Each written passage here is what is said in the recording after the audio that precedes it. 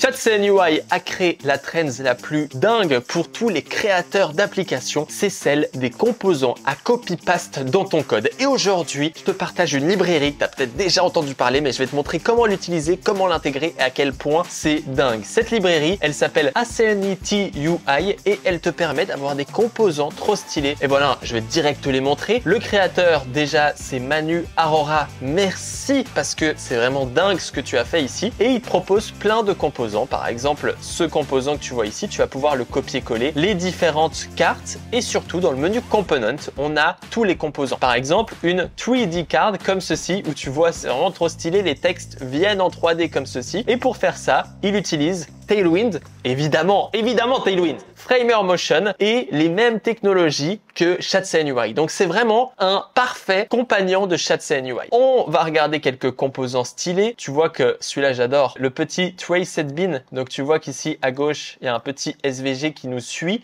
Ça fait très joli. Gradient Animation, oh lui il est nouveau. Oh comme c'est beau, j'adore, c'est incroyable. Des cartes stack comme ceci, tu vois avec le petit effet de stack qu'on peut voir ici qui est très joli, surtout en light mode je trouve. On va avoir le Bento Gride, ça tu reconnaîtras que c'est exactement ce que j'ai utilisé sur nowts.app qui est, si ça t'intéresse, ma boilerplate qui permet d'avoir un projet déjà setup et tu vois que j'utilise exactement sa Bento Gride. Je l'ai trouvé trop joli, surtout avec les petites animations quand tu hover. Bref, je l'ai copié-collé d'ici et tu vois que tu peux un peu faire tout ce que tu veux. Container Scroll Animation, un autre exemple avec celui-là que j'ai aussi utilisé qui est vraiment très joli. Et lui, en fait, il va vraiment juste passer le composant. On va par exemple, sans aller voir tous les éléments, utiliser ce Sparkle Animation. Pour l'utiliser, c'est très simple. On va déjà retourner en Dark Mode pour nous faire du bien et tu vas pouvoir installer les dépendances. Donc tu vois qu'ici, il te propose d'installer des composants comme ceci. Donc toi, tu vas venir dans ton code, tu vas pouvoir ouvrir le terminal de cette manière et lancer npm install et moi je vais utiliser pnpm comme ceci afin d'installer toutes les dépendances. Une fois que c'est fait, tu vas pouvoir installer le util file, mais tu verras que moi, vu que j'utilise Chatsen UI dans ce projet, j'ai déjà le util file qui propose d'installer et ensuite il te suffit de copier ce composant, par exemple Sparkles. Donc moi ici je vais aller dans mon dossier ici et je vais créer Sparkles.tsx. Je peux ensuite copier et coller mon code comme ceci, juste changer l'import de CN et tu vois qu'ici, en fait, tu as importé et il utilise déjà toutes les librairies nécessaires. Et donc là, tu as le code qui est déjà fait. Tu peux évidemment le modifier. Par exemple, si ici je me dis « Ah, j'aime pas les props comme ça », hop, je peux le modifier. Et c'est vraiment un code qui t'appartient et qui te permet d'avoir tout ça sans contrainte. Une fois que tu as installé tout ça, donc là ça fait un fichier assez grand, on va par exemple pouvoir voir l'exemple. Et donc là tu vois qu'il te propose un exemple de cette manière-là ou cet exemple-là que personnellement j'aime bien. Et donc là de la même manière je vais pouvoir copier ce code ici, copier l'exemple et par exemple créer apptitle.tsx et coller ce composant. Ensuite, je vais pouvoir importer Sparkle Core qui vient du fichier que je viens de copier-coller. Et ici, en sauvegardant, je vais pouvoir utiliser apptitle. Je peux renommer mon composant, je peux évidemment le modifier et je peux aller dans ma page et ici, rajouter une div qui va faire age full, with full et là, apptitle de cette manière. En utilisant évidemment useClient, exactement comme il l'a fait. Tu vois qu'il utilise aussi Next.js, vu qu'il a ce useClient juste ici. Et moi, je me retrouve du coup avec son composant. Bon, évidemment, c'est pas très beau, parce que là, je me retrouve avec son composant et son background, mais vu que le code t'appartient, tu vois que là, je peux aller dans BG Black, je le supprime, et maintenant, on n'a plus le BG Black.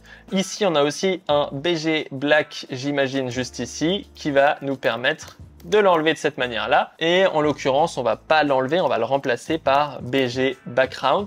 Et du coup, on se retrouve avec ce titre qui pourrait être le titre de ma landing page où je vais pouvoir remplacer le texte Acenity par exemple, une application que j'ai, PowerPost.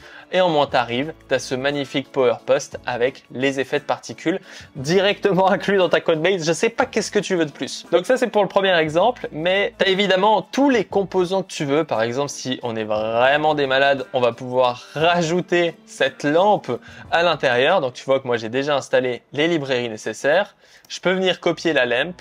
Donc ici, je rajoute lamp.tsx. Encore une fois, je change l'import. Et ici, il ajoute le composant lampdemo. Bon, Moi, en clair, je peux juste venir prendre lamp container et rajouter autour de mon titre lamp container. On va voir si ça marche, hein. Peut-être pas. Alors là, on se retrouve avec un résultat un peu étrange. Vu que le code t'appartient, et bah tu vas pouvoir faire à peu près tout ce que tu veux. Et bon, peut-être que mélanger les différents designs n'était pas une bonne idée. Non seulement ça fait laguer comme je sais pas quoi, mais en plus, tu vois que le rendu, c'est pas le plus beau rendu, mais tu comprends un peu le concept. Voilà, ne pas mélanger les composants. Bref, tu vas avoir vraiment plein de composants comme ça qui vont te permettre d'ajouter des petites animations. Si je peux te montrer un peu dans Now.js ce que j'ai fait, bah, j'ai par exemple rajouté ce composant-là. J'ai rajouté ici ce composant que tu vois juste ici, la light. Quand t'arrives, boum là, c'est pas beau. Et j'ai aussi rajouté un autre composant, mais en fait c'est tout. Donc vraiment, si tu as envie de faire des landing pages, c'est simple à utiliser, c'est rapide et ça te permet de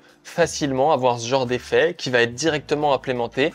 Encore une fois, tu suis juste les différentes installations et on est passé en fait d'une mode, c'est intéressant, d'une librairie que tu installes avec pnpm install, etc. Et bah cette fois, on passe à une mode où tu peux copier-coller les fichiers dans ton code, ce qui te permet d'avoir une flexibilité, de pouvoir le modifier et de l'adapter à ton besoin. Exactement comme j'ai fait le bento du site Now.js, exactement comme tu utiliseras ce genre de composants dans ton application. Si on peut en regarder quelques-uns, il y a Text Generator, Meteor, donc lui il est trop stylé, ça rajoute vraiment un petit effet. Moving Border, ça tu le connais, ça je l'utilise des fois à l'époque. Le Lamp Effect, bon du coup je le déconseille, il est compliqué à utiliser.